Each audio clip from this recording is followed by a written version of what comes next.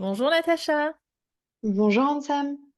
Du point de vue d'Environmental Defense Fund, quels sont les éléments essentiels d'un mécanisme de tarification du carbone qui garantissent à la fois la réduction des émissions et l'équité?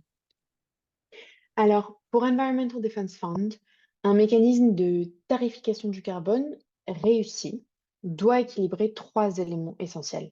Encourager la réduction des émissions, garantir une efficience économique et promouvoir l'équité dans la transition énergétique du secteur maritime. Alors, tout d'abord, la réduction des émissions est au cœur d'un mécanisme de tarification efficace. Pour être un levier de changement, le prix du carbone doit être suffisamment élevé pour inciter à adopter des pratiques opérationnelles plus propres et à investir dans des technologies à faible émission. Les revenus générés par cette tarification devraient ensuite être réinvestis dans des innovations et des carburants à très faible intensité de carbone.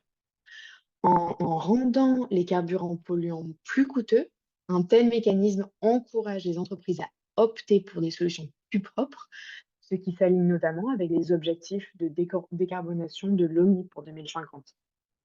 Ensuite, l'efficience économique est également un pilier fondamental.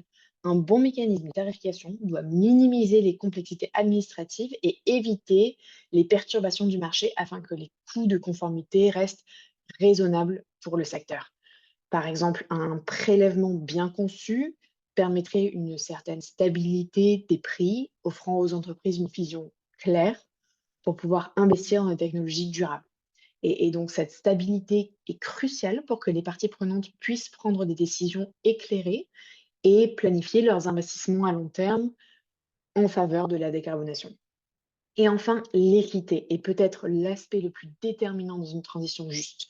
Il est essentiel que le mécanisme de tarification intègre un modèle de redistribution des revenus pour soutenir les régions les plus vulnérables, comme les petits États insulaires et les pays les moins avancés. Ces communautés, souvent les plus affectées par le changement climatique, n'ont pourtant que peu contribué aux émissions mondiales et il faut vraiment se souvenir de ça. En canalisant les fonds vers ces régions, on garantit que la transition soit inclusive et que le fardeau financier ne repose pas injustement sur ceux qui ont le moins de moyens.